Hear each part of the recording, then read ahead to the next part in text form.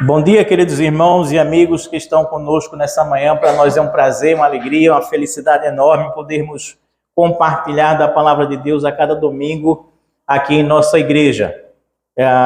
Hoje, mais uma vez, portanto, nós queremos ter esse encontro com Deus através da sua palavra, dessa vez ministrada, né? Que a palavra de Deus já está sendo cantada, né? Orada aqui desde o início. Eu queria começar hoje perguntando assim para os irmãos. Você já viveu alguma situação em sua vida que parece que você não encontrava nenhuma saída plausível para você e para aquela situação? Você já viveu aquilo que a gente chama no popular de beco sem saída? Quando a gente entra num beco sem saída, a gente está entrando numa situação que parece que a gente não encontra uma solução para ela, na verdade. Ou então, a gente poderia dizer assim, como no ditado popular, né? Se correr, o bicho pega. E se ficar, o bicho come. Não é? Ou seja, nós estamos quando a gente usa esse ditado popular, a gente está dizendo assim, nós estamos dizendo que estamos diante de uma situação que parece que não tem solução, que não tem como a gente sair dessa situação. Nesses momentos, nós nos sentimos acuados, espremidos, entre opções que não são satisfatórias, não é? Parece que nessas horas a gente tem que escolher entre o que é ruim e o que é pior. O que é pior e o que é ruim.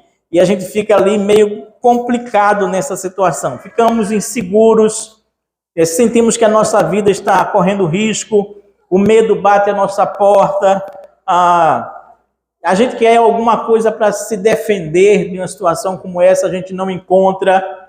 Não sei quantos de vocês já se perceberam em situações dessa natureza.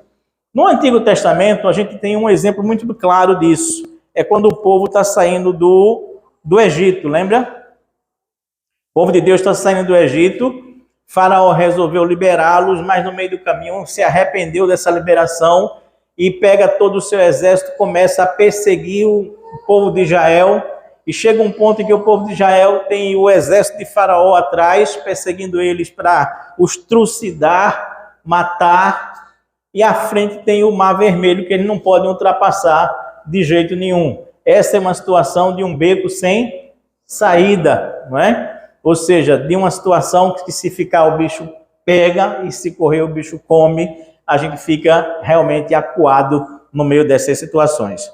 No Novo Testamento, nós temos um momento da igreja cristã em que a gente percebe exatamente uma situação parecida com essa, só que um pouco mais de sofisticação. Que situação é essa? É a situação em que é escrita a primeira carta de Pedro. Não sei quantos aqui já leram a primeira carta de Pedro. Alguns, né? Já leram a primeira carta de Pedro. Eu aconselharia que vocês fizessem uma leitura dela, porque ela é uma carta bastante interessante. Apesar de ser uma carta muito densa, difícil, complicada, tensa, basta dizer para vocês que dos poucos capítulos que ela tem, que são 5 capítulos, ela fala 16 vezes em sofrimento. Sofrimento, sofrimento, sofrimento, sofrimento, sofrimento. O ano era mais ou menos o ano 64 depois da era cristã. E essa carta ela é endereçada a um grupo de pessoas novas, entre aspas, né? Novos na fé, no sentido assim de que fazia mais ou menos 30 anos que eles tinham aceitado essa fé cristã, estavam vivendo essa fé cristã. Ou seja, era uma primeira geração da fé cristã, mas que se encontrava numa situação extremamente difícil e complicada. Muito difícil e muito complicada, como eu estou dizendo para os irmãos. Ou seja, eles estavam à beira de dar início àquilo que se chamava da primeira perseguição. A primeira perseguição à Igreja de Cristo estava para começar, ou estava começando, ou já tinha começado naquele instante. Tanto é que essa carta de 1 Pedro, ela vai ter 34 imperativos, ou seja, 34 expressões do tipo faça, faça, faça, faça, os chamados imperativos.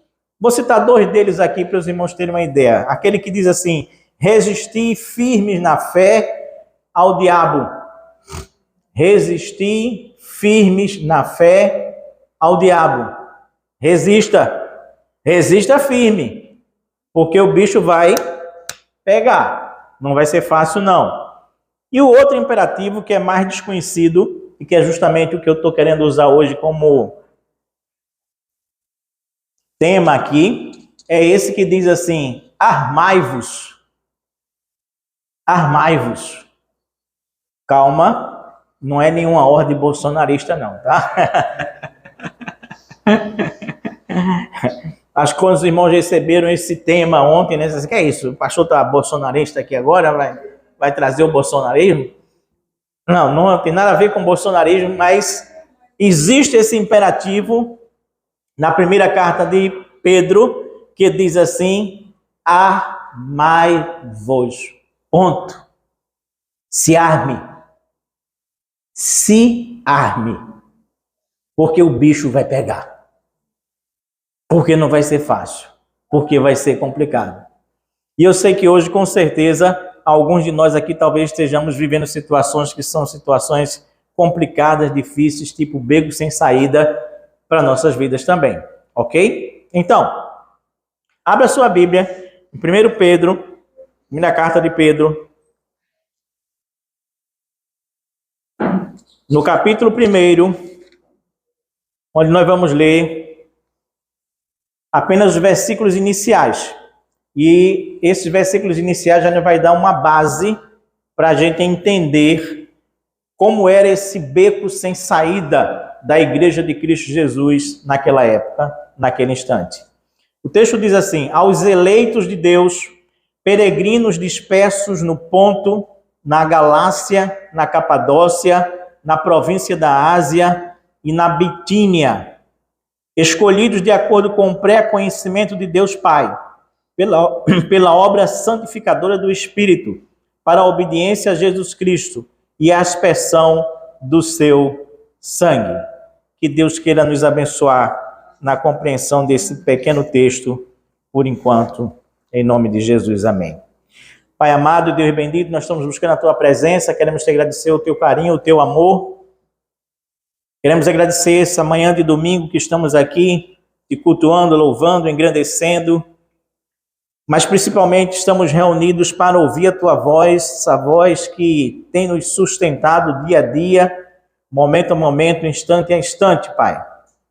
Nós queremos te pedir que Tu possa nos dar forças nos momentos em que nós nos sentimos acuados, nos momentos que nós nos sentimos apertados, nos momentos que nós nos sentimos oprimidos, afligidos, pelas circunstâncias da vida em geral, Pai. Que nós possamos entender e nós possamos nos armar, como Tu dizes na Tua palavra, para enfrentarmos esses momentos difíceis no nosso viver, no nosso dia a dia, Senhor. Muito obrigado, Paizinho Santo e Deus bendito, pela honra de ministrar a Tua palavra mais uma vez. Em nome de Jesus. Amém. Qual era o primeiro dilema que aquele povo tinha naquele instante? A primeira coisa era o seguinte: como eu já fiz esse preâmbulo aqui, essa introdução com os irmãos, a primeira circunstância que a gente entende que está acontecendo nesse momento aqui é exatamente o início da perseguição à Igreja de Cristo, no ano mais ou menos 64 da era cristã, ou seja, depois de Cristo Jesus. Esse primeiro versículo do capítulo 1, versículo 1, apesar de ser um versículo muito simples, ele traz pelo menos 3 informações que são importantes para a gente entender o contexto que nós estamos vivendo aqui.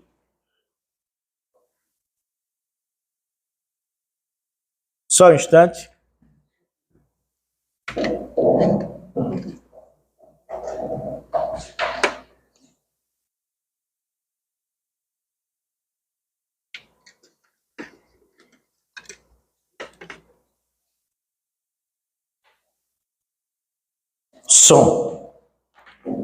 Som. Maravilha. Beleza, muito obrigado.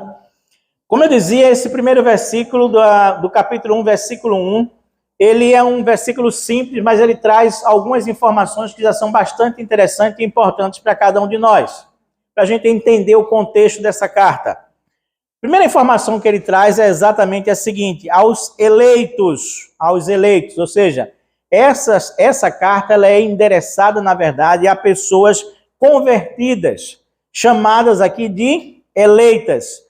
Pessoas que estavam exercendo a sua fé, estavam no início do exercício da sua fé cristã.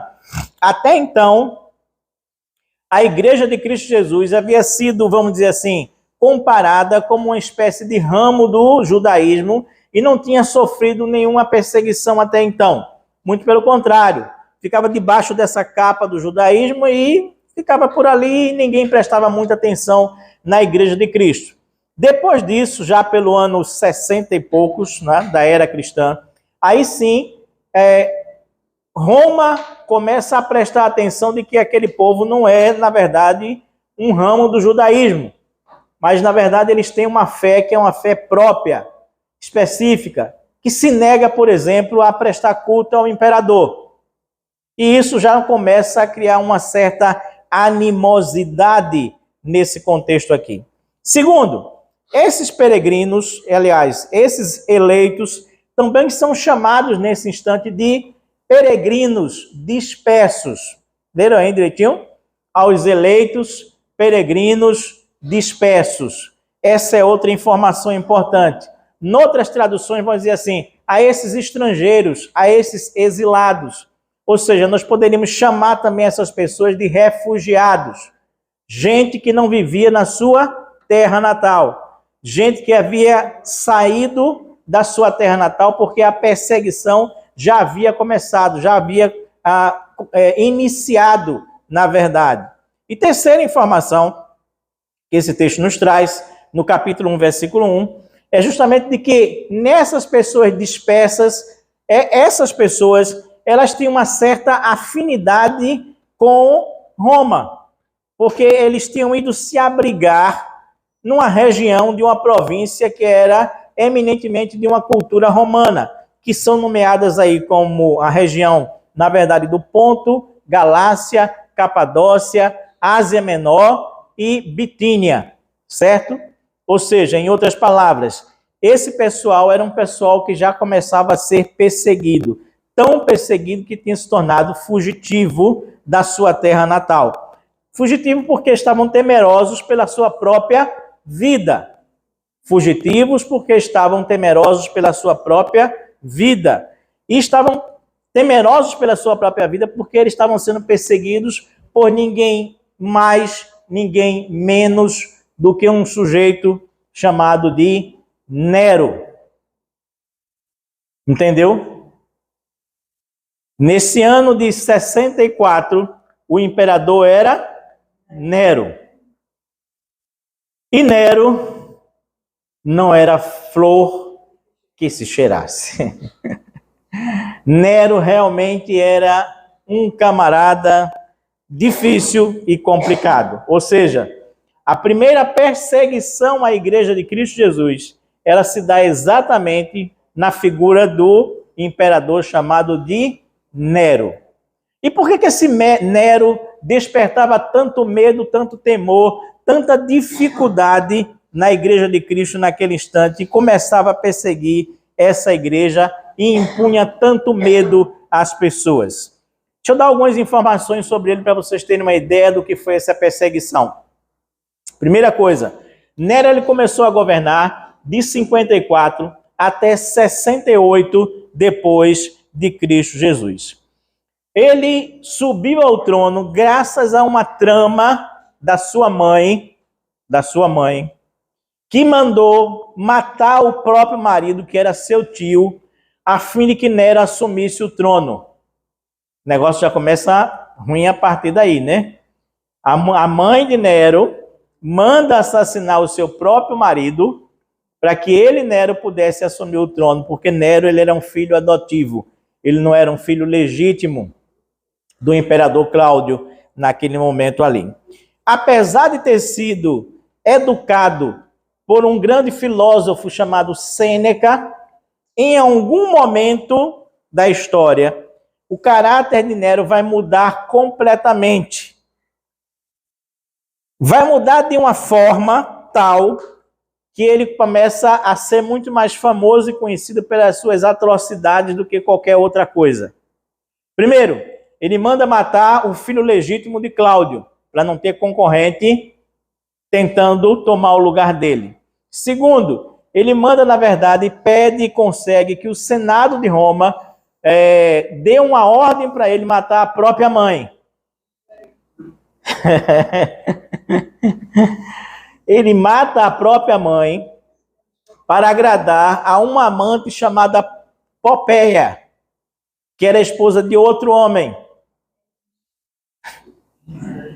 Ele consegue a autorização do Senado para matar a própria mãe, porque queria satisfazer e agradar uma amante que era mulher de outro homem. Casou-se com Popéia, portanto, e Popéia engravidou. E ele a matou, dando-lhe um chute na barriga, onde morre ela e morre também o bebê que estava com ela. Isso é Nero, não era? Menininho ali, né? Que a gente conheceu ali na esquina e tal. Nero. Gente boa, não é? Gente boa.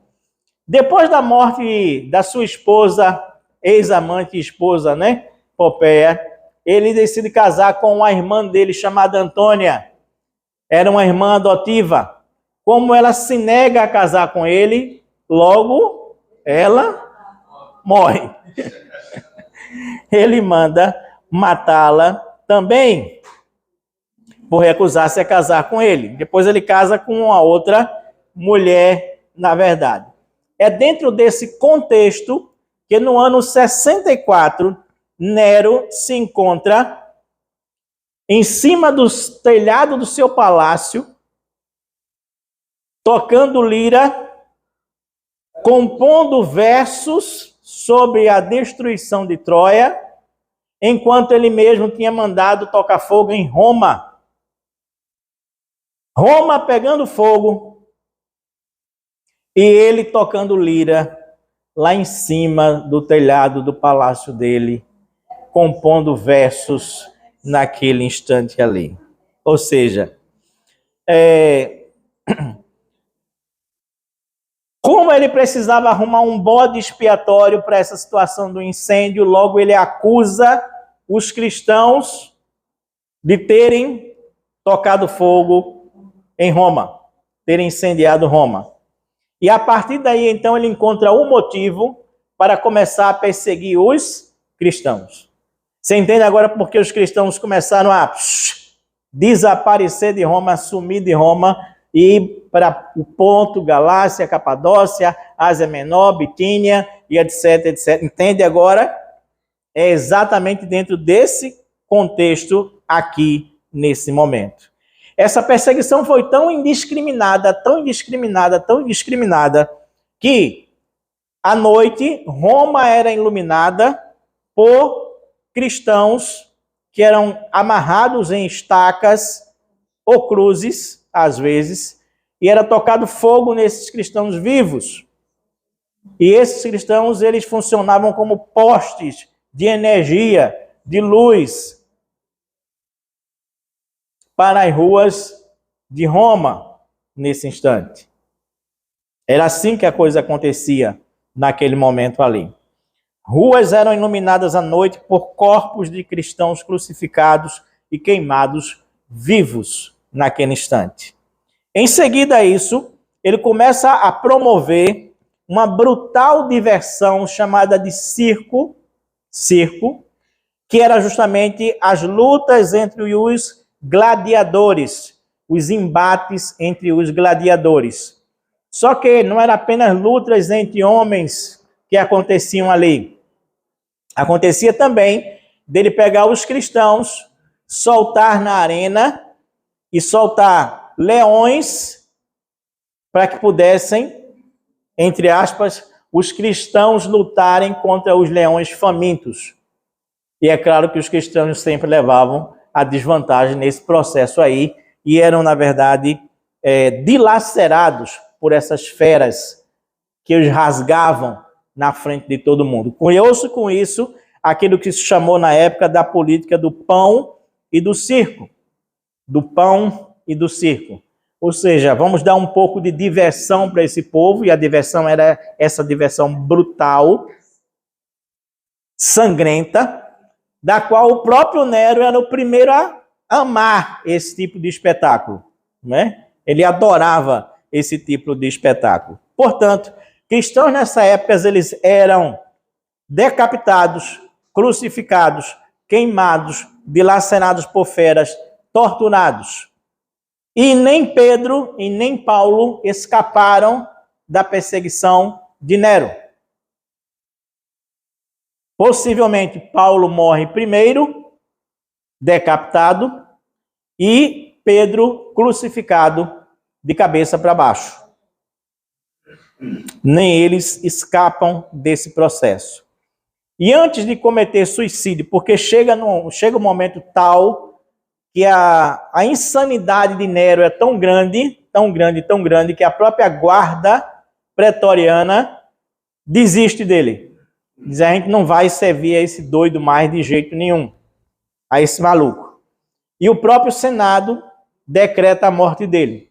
Só que antes de as pessoas chegarem para matá-lo, ele comete suicídio, e a última frase dele é exatamente essa: que grande artista o mundo vai perder.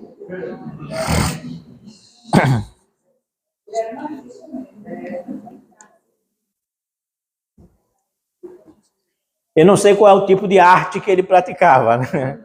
Eu não tenho ideia. Mas assim, foi essa a última frase dele. Que grande artista o mundo vai perder. Você imagina o quanto de insanidade existia numa cabeça de um homem como esse.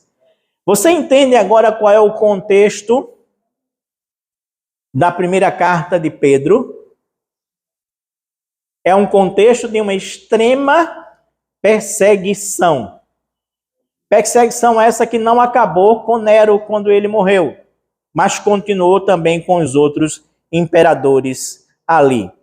A respeito disso, ou já prevendo isso, 1 Pedro capítulo 4, versículo 12, a gente lê assim: amados, não se surpreendam com o fogo que surge entre vocês para os provar, como se algo estranho lhes estivesse acontecendo, diz Pedro.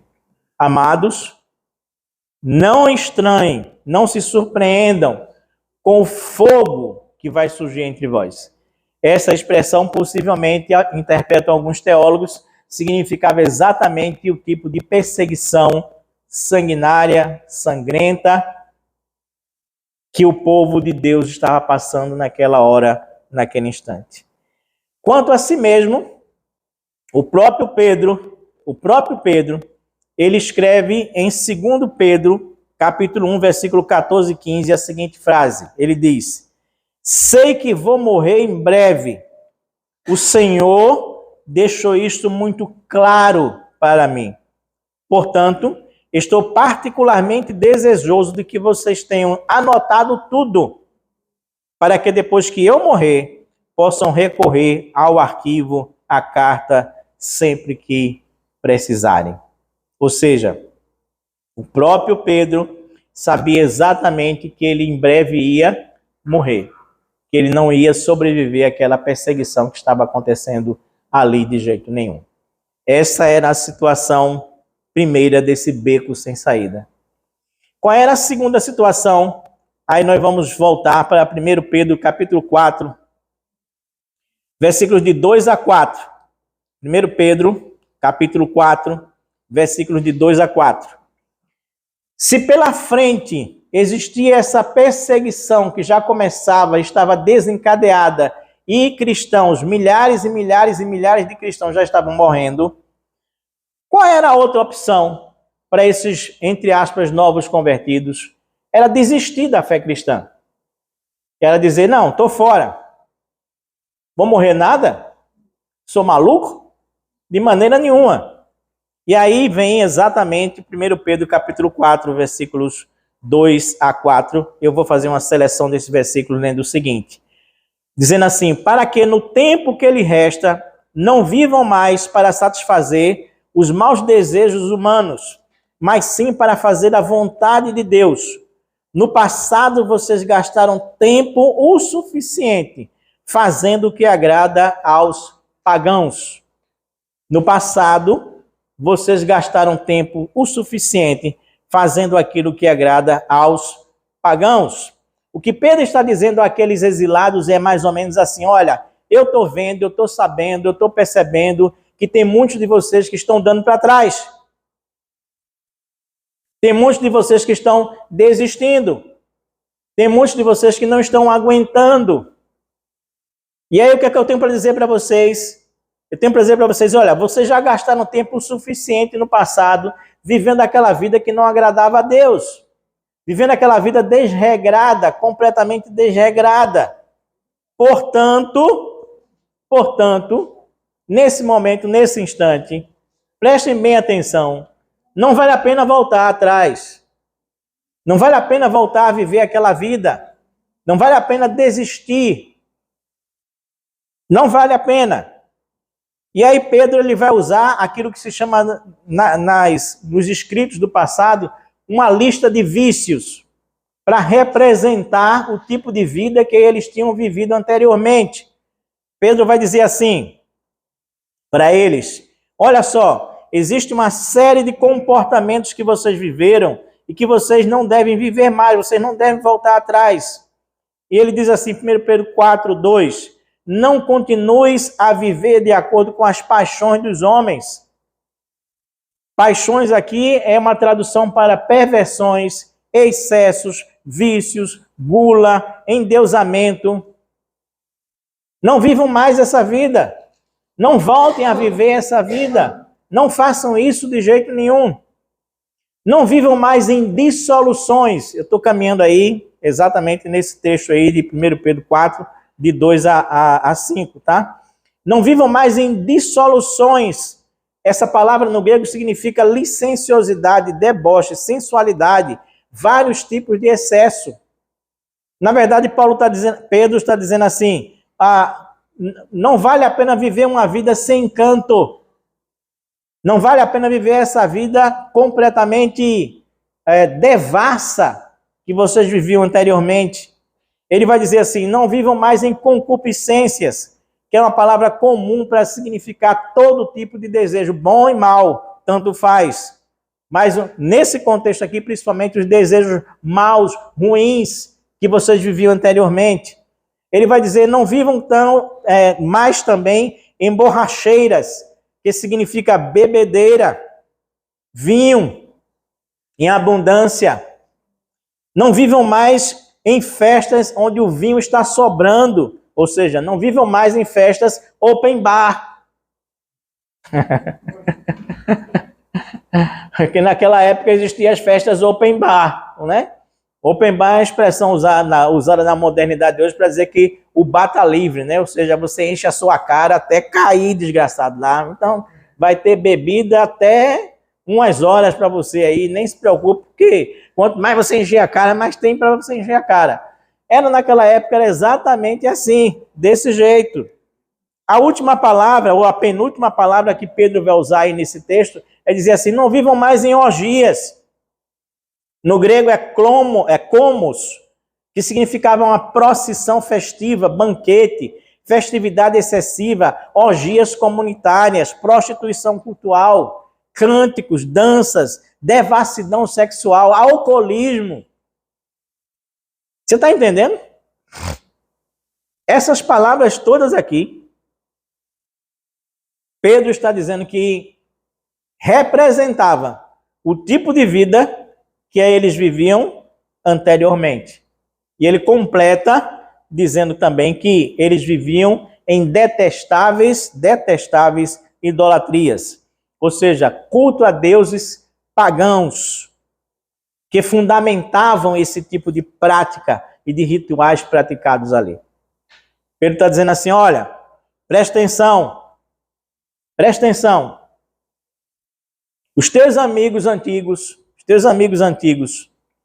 eles estão achando estranho que vocês não concorram mais com eles, ou corram com ele desenfreadamente, vivendo essa torrente de imoralidade. E eles começam a criticar vocês e a insultar vocês. Isso tudo que eu estou dizendo aqui está aí nesse trechinho de 1 Pedro, capítulo 4, versículos de 2 a 5. Tudo isso aqui, todas essas palavrinhas, todo esse contexto desenfreado de uma vida sem regra, de uma vida sem norma, de uma vida sem limites, de uma vida sendo vivida da forma mais ampla e aberta possível em termos de moralidade. Com isso, ele está dizendo assim, esse é o outro lado do beco sem saída. Esse é o outro lado do beco sem saída. O primeiro lado é você olhar para frente, ver a perseguição que está à sua frente, que seu pescoço está na guilhotina, que possivelmente você vai ser morto. Essa é a situação da frente. Mas, se você quiser desistir disso aqui e voltar, você vai encontrar essa vida de devassidão, de depravação. O que ele está dizendo para aquela igreja naquele instante é exatamente isso. Ou você faz uma opção pela perseguição que está à sua frente, ou você faz uma opção pela depravação que estava lá atrás e que você volta para ela. Das duas, uma. Se você quer escapar com vida daqui, você vai-se embora, junta-se com seus amigos antigos novamente, e você vai viver essa depravação que vocês viviam anteriormente. Ou seja, a gente poderia colocar da seguinte maneira: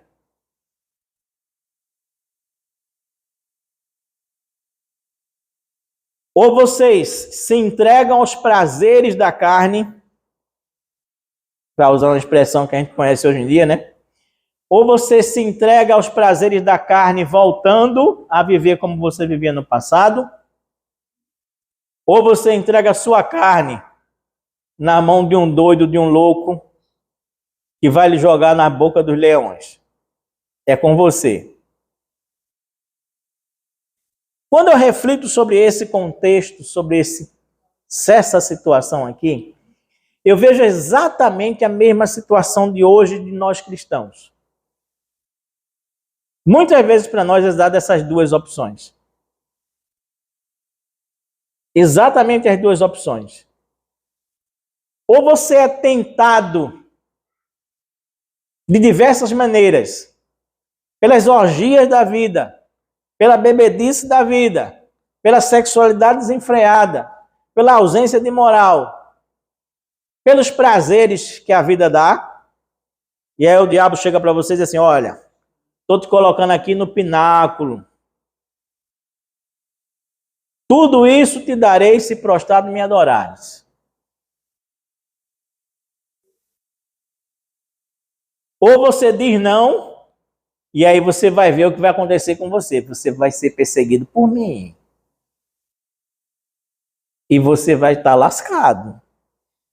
Porque eu vou pegar você de cheio. E vou lhe torturar até dizer basta. E vou lhe perseguir até dizer basta. Não é assim não, minha gente. Não parece que nós vivemos exatamente nessa corda bamba? Ou a gente se entrega à vida devassa do mundo e o diabo não nos persegue, ou então a gente diz assim, não, eu prefiro ser cristão e a gente vai ser perseguido até dizer basta, na saúde, no emprego, enfim, na vida que a gente precisa de escassez, que a gente não tem, que a gente vai sofrer. E a gente não fica no meio desse estreito. O diabo não tem 2 ou 3 ou 4 ou 5 maneiras de encurralar a gente, não. Ou ele encurrala a gente nos dando todos os prazeres possíveis que a gente acha que podem ser maravilhosos, ou então, do outro lado, ele diz, vou pegar você de cheio e vou lhe trucidar. E vou lhe torturar até dizer basta. O que é que você quer? Você entende agora quando eu comecei falando daquela situação que se correr, o bicho pega. E se ficar, o bicho come? É exatamente isso. Aí você pode estar perguntando assim, mas e aí, pastor, será que não existe nenhuma terceira opção? Não é? Não foi? Vamos ver se passa aí. Será que não existe uma terceira opção nesse instante em nossas vidas? Primeira é a perseguição. A segunda é a pecaminosidade. Mas existe uma terceira opção que se chama armem-se do mesmo pensamento. Armem-se do mesmo pensamento. Aí mesmo, 1 Pedro capítulo 4. 1 Pedro capítulo 4. Versículo 1. A gente vai ler exatamente assim. Do mesmo jeito que Cristo sofreu corporalmente. E aqui eu estou usando a tradução da NVI. Do mesmo jeito que Cristo sofreu corporalmente. Armai-vos do mesmo pensamento que ele. O que ele está dizendo é exatamente assim. Se arme. Mas não é se arme com uma espada, com um revólver, com uma metralhadora, com um canhão, com isso, com aquilo, não. Se arme do mesmo tipo de pensamento que Cristo tinha, que Cristo teve. Passe a ter o mesmo pensamento. E a figura utilizada aqui, quando ele diz assim, arme-se, é exatamente uma figura do parâmetro militar mesmo. Ele está dizendo assim, equipe-se, apronte-se, prepare-se. Assim como um soldado se prepara para ir para a guerra, do mesmo jeito, da mesma forma, se arme. Mas não se arme com qualquer coisa, não. Se arme com a mente de Cristo, com o discernimento de Cristo, com o pensamento de Cristo. Aquele mesmo pensamento que Cristo tinha, também faça com que ele chegue à sua própria mente. Ou seja, em outras palavras, pense igualzinho a Cristo. Aí você se livra da pecaminosidade, da depravação, e aí você não tem medo da perseguição que vem também à sua frente. Mas só se você tiver o mesmo pensamento de Cristo, Jesus, o nosso Senhor. Precisamos, portanto, de armas para resistir aos apelos da depravação que vai bater na porta da gente todo dia. Todo dia. Todo dia você vai ser tentado. Todo dia. Com um prazer ou outro qualquer. Todo dia. Todo dia a internet está na sua mão, não tá? Tentando de alguma forma lhe tentar. De algum jeito? Tá. Então, se arme com o mesmo pensamento de Cristo para se livrar da depravação que está exposta. E se arme para aguentar a perseguição que você também vai enfrentar, passando pelo viés do sofrimento, porque não há guerra sem dor.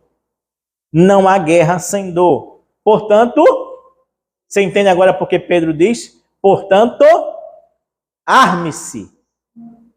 Arme-se. Mas a sua grande arma está aqui. Entendeu agora?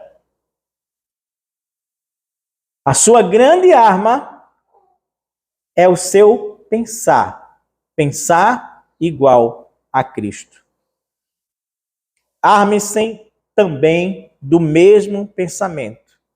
Pois só assim você vai fazer a vontade de Deus, diz o texto bíblico. Não tem outra maneira de a gente vencer a depravação ou a perseguição, a pecaminosidade ou a perseguição, se não for adotando o mesmo tipo de pensar de Jesus Cristo. E o pensamento de Jesus Cristo tem duas características que eu quero citar aqui para os irmãos. Porque você pode estar se perguntando assim, tá, como é que Cristo pensava? Você está dizendo que para vencer a perseguição e a pecaminosidade, eu tenho que adotar o mesmo pensamento de Cristo. Tá, mas como é que Cristo pensava? Duas características do pensamento de Cristo, para a gente finalizar, para a gente concluir. Primeira delas, eu quero lhe levar comigo ao Evangelho de João, capítulo 4, onde nós temos aquela velha história em que Cristo vem com os seus discípulos e ele para um pouquinho na beira de um poço, é quase meio-dia, está todo mundo no rato, com a fome desgraçada, né? Como o nordestino diz aqui. E aí os discípulos de Jesus Cristo vão para a cidade comprar comida. Jesus Cristo fica sozinho, chega uma mulher, começa a conversar com ele, bater aquele papo com ele. Não sei o quê, não sei o quê. Aí ele diz assim, vai, chama teu marido, vem cá, não sei o quê, para a gente conversar. Tal. Ela diz, não tenho marido, porque já tive 4 e o que tem agora é um quebra-galho aí, que não é meu marido nem nada também. Enfim, nessa história dessa conversa, voltam os discípulos e a mulher vai embora para a cidade porque já está convencida de que ele é o Messias. E aí, no término daquela conversa, que os discípulos já estão com a comida na mão, ele diz assim, olha, a comida está aqui, quer comer não? Alguma coisa? Eles sabiam que Cristo estava com fome. E Cristo responde para eles dizendo assim, a minha comida é fazer a vontade daquele que me enviou. A minha comida é fazer a vontade daquele que me enviou. Cristo estava sob a pressão da fome, mais uma vez, estava, né? Mas ele diz assim,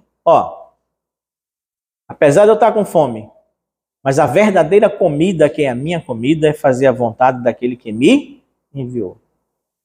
Vamos para um segundo texto, Lucas capítulo 22, versículo 42. Também é muito conhecido, basta citar que os irmãos já conhecem esse texto.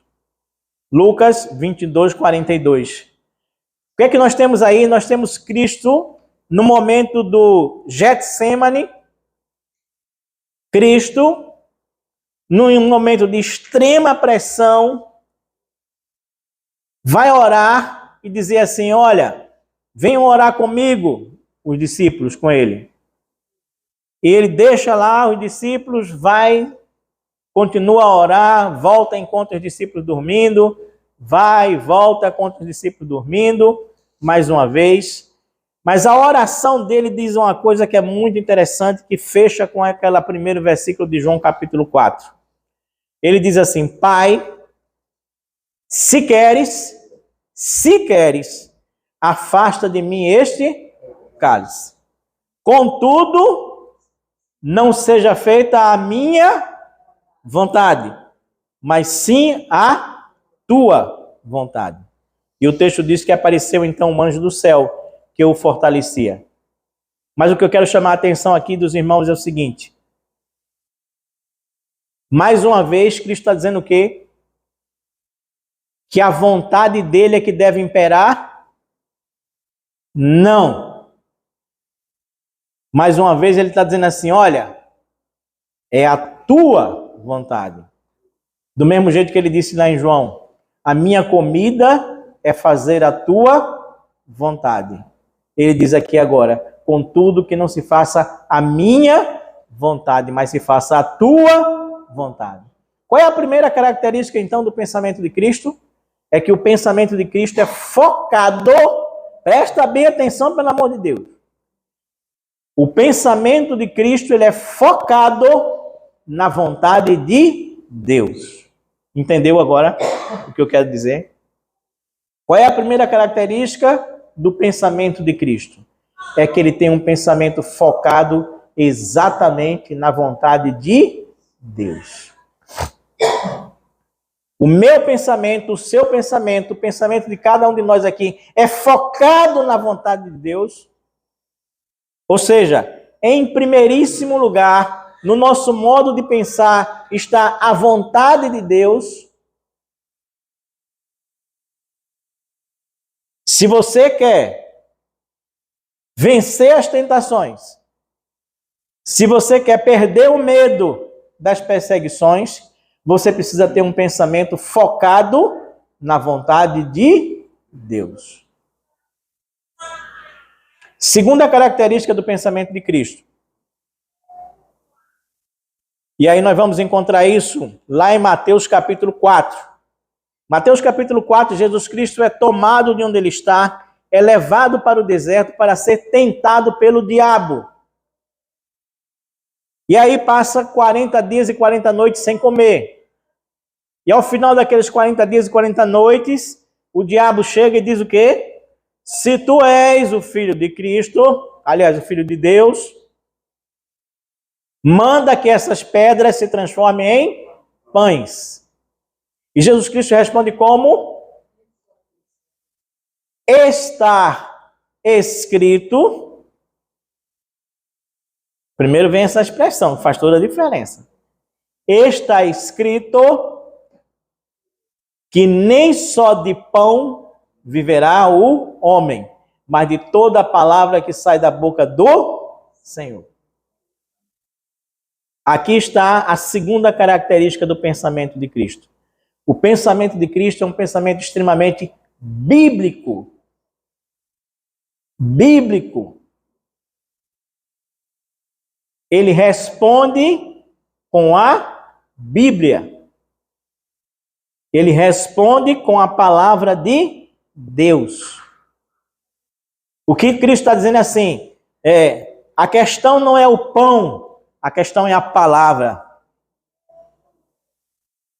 A questão aqui não é o pão, a questão aqui é a palavra, é o que a palavra diz.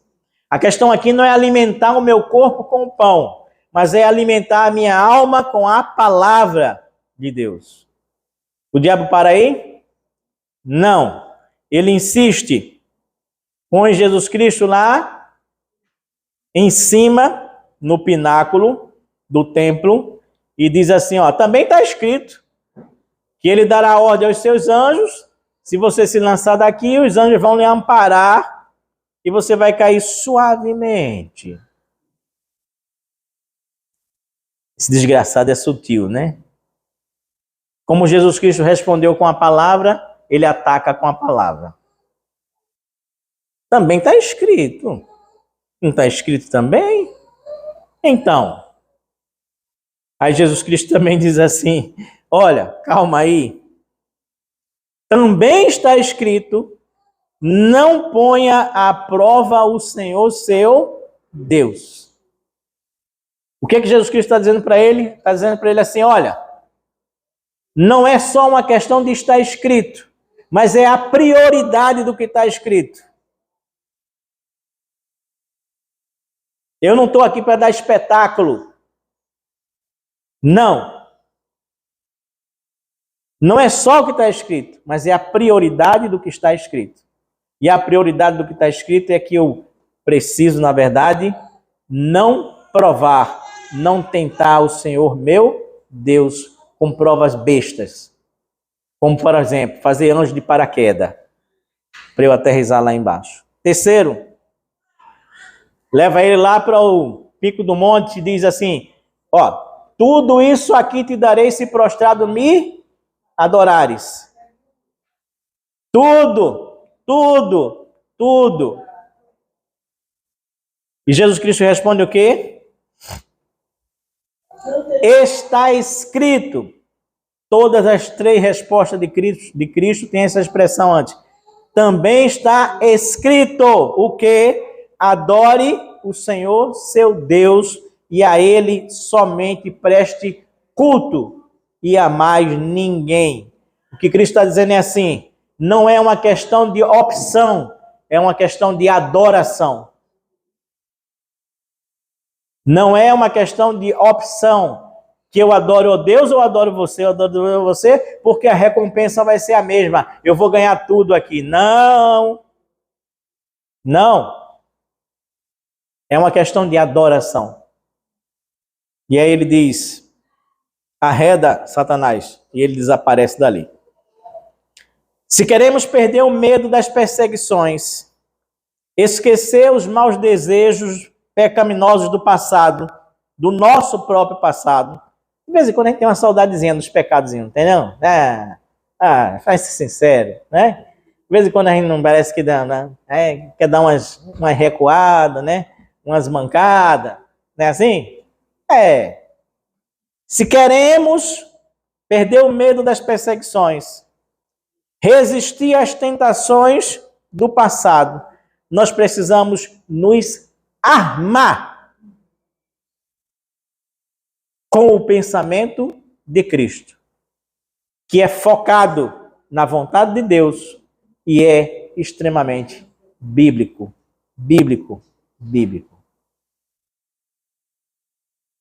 Se queremos derrotar o pecado e as perseguições, teremos de nos armar com o pensamento de Cristo que já existe em nós, que precisa simplesmente ser acessado. 1 Coríntios, capítulo 2, versículo 16, na Bíblia Viva, que é uma tradução que eu gosto demais. Pena que não é mais vendida. Ela diz assim: mas, por estranho que pareça, nós cristãos possuímos efetivamente dentro de nós uma parcela dos próprios pensamentos e da mente de Cristo Jesus, o nosso Senhor. Amém, meu irmão? Na tradução mais simples, isso aí diz assim: porque nós temos a mente de Cristo em nós. Não é assim? Porque nós temos a mente de Cristo em nós. A minha pergunta é a seguinte: você está andando armado ou desarmado?